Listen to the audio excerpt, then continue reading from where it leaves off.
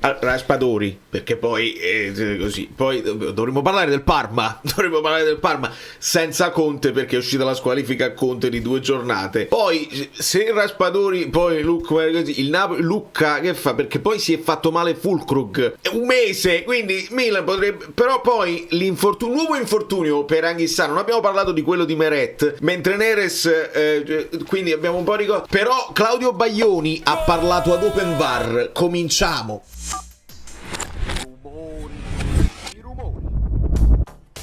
E che ci metto in copertina? Fatemi capire voi! Devo chiedere agli amici belli. Perché non si... Qual è l'argomento principale? L'argomento principale è che uno dovrebbe chiudere tutto e parlare solamente del Parma. Fare un'analisi tattica, la prepartita, eccetera, eccetera. Che voglio fare! Però non potete... Cioè, poi a fine video do il benvenuto ai nuovi iscritti, perché abbiamo scavallato e puntiamo feroci ai 30.000. Datemi una mano, voi che guardate i video tutti i giorni, che vi vedo, però non siete iscritti per sfizio. Iscrivetevi adesso e poi, perché qua, vedi, facciamolo comparire, puff, dobbiamo farlo ricomparire, semplicemente per un motivo molto semplice, perché questa inquadratura qua, che poi quella là ne parla, ma questa inquadratura qua, dove è chiaro il momento in cui, guarda, il momento in cui prima prende la faccia e poi la gomitata, intendo, questa qua così, ma questa qua si parte da qua. Si parte da qua perché la verità, senza voler parlare di la malafemmina, controlliamo l'APP, cioè l'azione, tutta l'azione che porta poi a una situazione particolare. Tutto si potrebbe annullare se magari c'è un fuorigioco prima, eccetera, eccetera. Come fate in sala VAR, nella tranquillità, nel calduccio, nel fresco di Lissone, a dire non è fuorigioco di nessuno? Bene, a parte come bene, cioè, bene. Possiamo procedere con il rigore? Non può essere fuorigioco perché è un fallo laterale. Allora, se questo si aggiunge al fuorigioco chiamato su una rimessa dal fondo o un fuorigioco chiamato da dietro al centrocampo, vuol dire che siete nel panico, vuol dire che non ce la potete fare, vuol dire che si devono dimettere tutti, devono essere commissariati tutti e bisogna ricominciare da capo, da zero, tabula rasa. Non siete in grado. In questo momento ogni decisione è impossibile per voi, anche una regola base del regolamento, fallo laterale non c'è fuorigioco, quindi il fatto che tu controlli su un fallo laterale non è fuorigioco, bene, continuiamo a vedere, vuol dire che siete nel panico più totale e bisogna intervenire a fine stagione, non interveniamo adesso perché poi nel frattempo si è falsato quello che si è falsato e poi improvvisamente gente nuova. Non cambiamo le regole in corsa, ma a fine stagione bisogna fare qualcosa proprio a livello di chiamate Collina, perché Collina poi fa le regole a livello generale mondiale. Si deve poi affrontare il discorso del regolamento. Perché mi sposto per fare degli zoom. Qua dice non la prende mai di testa, perché loro vogliono controllare che Buongiorno non la prende di testa perché c'è la gomitata. Mi pare chiaro. Qua si vede benissimo, quindi è questa. Quando devono scegliere quale immagine, perché non gliele potete far vedere tutte, no, devono scegliere l'immagine più chiara secondo loro del VAR all'arbitro, che poi deve fare anche in fretta. Quindi decidono di mandargli questa qua, dove pur si vede pure si vede che insomma così, ma è dietro, no, Valentini? Quindi è più difficile da vedere rispetto a questa immagine qua, dove si vedeva chiarissimo, ok? Però preferiscono fargli vedere questa qua. Oltretutto, se tu dici una cosa, l'arbitro si concentra a vedere la cosa che gli dici. Torna indietro qua, eccolo lì, un passo indietro qua, ok, io lo vedo benissimo, ma forse sono io che lo vedo benissimo. Il fatto che io lo veda e un altro no già significa che non parliamo di chiaro ed evidente errore che tu devi andare a chiamare, e questo vale anche per Højlund. E questa poi è il momento in cui l'arbitro dice mandalo in dinamica, il punto di contatto, ok, ed è questa immagine che mandano, e anche in questa immagine Valentini è troppo davanti e non si vede chiaramente il gomito come si vede nell'altra che vi ho fatto vedere. Ma derubricando questo, nel momento in cui facciamo conto che questa è nella logica delle cose, vabbè, quello che è veramente insopportabile è che Claudio Baglioni qua non è questo piccolo grande amore. Per quanto riguarda il fallo di polso di Højlund, che io continuo a non vedere, mi spiace. Qualche amico bellino, anche amici bellini, tifosi del Napoli, dice io lo vedo che sfiora un pochino. Se io non lo vedo e un altro amico bellino dice che lo vede, vuol dire che non è chiaro e non è evidente. Di conseguenza, che loro dicono, vabbè, questo è il regolamento, se poi cambiano il regolamento, eccetera, eccetera, è passata questa, voglio. È passata questa. È inutile che io mi sono sfiacchito a farvi vedere queste immagini, dove per me il giro del pallone è quello che ti leva qualsiasi dubbio, e anche quelle che ha postato lo stesso Højlund con l'altra inquadratura rallentatissima dove si vede che non lo prende il polso. Ma posso essere io pazzo e qualcun altro no, vuol dire che non c'è quell'evidenza e quindi non si doveva chiamare. Invece Claudio Baglioni ha detto che, a differenza della situazione di Scalvini con Svilar, là non si capiva bene, qua invece è chiaro ed evidente. E allora, era il chiaro ed evidente errore, solo un piccolo chiaro ed evidente errore, adesso che lo mandate al VAR, però dicendogli quello che volete voi,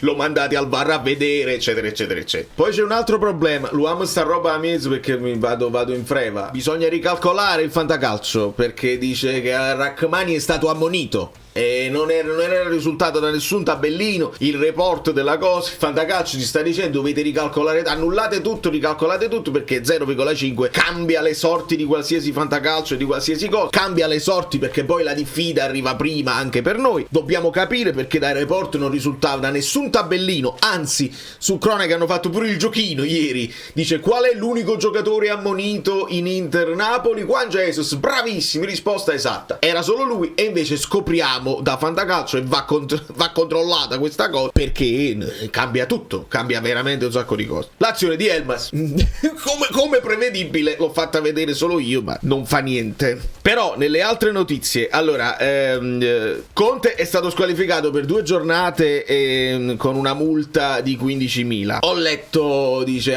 nessuna stangata, quindi si stanno lamentando che servivano molte più giornate di squalifiche, eccetera eccetera. Va bene, secondo me era solo una questione di, io lo sapete, ho condannato anche io perché non era il momento, non mi sembrava il caso di reagire così di fronte specialmente a una situazione che lì veramente si può parlare il regolamento è giusto o no, sullo step on foot, sulla strusciata, sul pestino, il rigore comunque c'è, ci siamo lamentati poco. Perché Conte esplode? Conte esplode perché è tutto un giro, perché tutto è il complesso che lo fa esplodere. Forse anche esagera per dare ancora di più una spinta ai ragazzi, non mollate, io sto lottando, voi non potete mollare, di fronte a una situazione dove l'Inter, in quel momento eravamo noi meglio e l'Inter ripassa in vantaggio. Quindi secondo me ha calcato la mano per questo, o perché già aveva previsto l'open bar di Claudio Baglioni. Chiare sere d'estate, il mani non l'ho fischiate, la paura che poi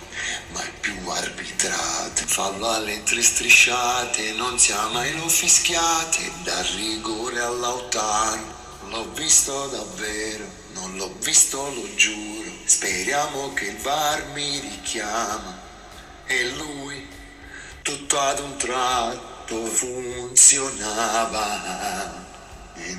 Abbiamo scoperto anche che il voto all'arbitro era falsa, quella cosa che era girata, ha avuto un voto più basso. Non ce lo dicono comunque, deve essere comunque un voto segreto che glielo dicono all'arbitro negli spogliatoi, ma non si può sapere. Ma perché non si può sapere? Noi dobbiamo sapere se un arbitro è bravo o no agli occhi di Rocchi, ai Rocchi, lo dobbiamo sapere. Invece no, segretissimo, quella maglietta fina, segretissima. Quindi Conte salta 2 giornate, altre cose in cui fateli voi le comparazioni tra le volte che Allegri fa lo show, altre volte Inzaghi, no, voglio il recupero, non mi date il recupero. Ce ne sono tantissime altre, Fonseca in Francia che poi invece fu squalificato a lungo. Decidete voi qual era la punizione esemplare che doveva ricevere Conte, ma quello che è passato è che siamo stati graziati, quindi siamo aiutati dagli arbitri, siamo visti bene dalla classe arbitrale e nulla. Volevo accennare per la questione del fantacalcio, anche del fantacalcio, perché poi si dovrà fare il mercato di riparazione. Raspadori va all'Atalanta,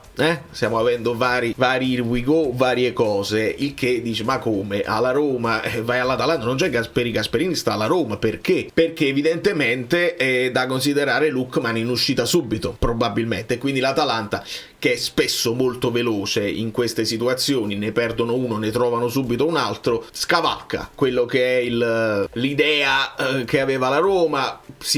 Qualcuno ha parlato anche di Lazio beffata, ma la Lazio era andata su un altro attaccante. Il Napoli sta lì alla porta, perché se non vendi Lucca ovviamente non puoi fare nulla, e quindi siamo in attesa sempre di capire se Lucca, se c'è effettivamente il Benfica, se si può fare questo movimento di anticipare il riscatto e poi venderlo, lo vendi in prestito, però se lo vendi in prestito con il diritto poi dopo, oppure anche l'Orbit, comunque non avresti liquidità. Quindi i nomi che si fanno in entrata per il Napoli, si è parlato anche di Daniel Maldini. Spiegatemi cosa mi significa Daniel Maldini in questo momento storico, cioè Lang con Katzim, che adesso è entrato nel giro con Katzim, mettiamo Daniel Maldini.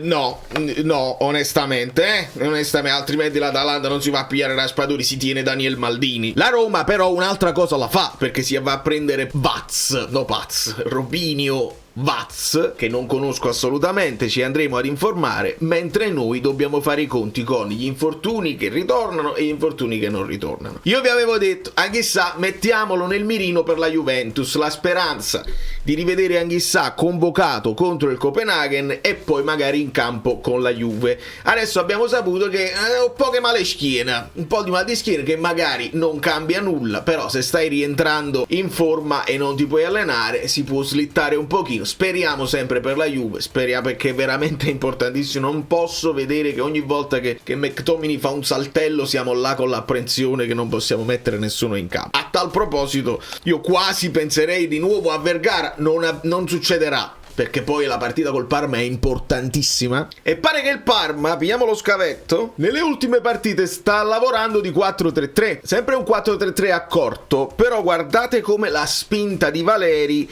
e Ondrejka che sta giocando un pochino di più, sempre per cercare di servire Pellegrino con questi cross. Quindi attenzione, così come abbiamo dovuto fare attenzione a Di Marco che va, così dobbiamo stare attenti a questa fascia sinistra. Valenti, Circati, Del Prato che chiudono la difesa, dall'altra parte Oristanio, Bernabé, occhio a Bernabé, grande pupillo, Keita, Sorensen. Questo è quello che hanno fatto nell'ultima partita. Ora saranno in trasferta, ma non contro il Lecce, contro il Napoli. Contro l'Inter per esempio erano in casa, ma comunque vedo d'Italia. Sembra quasi che sai poco. Allora,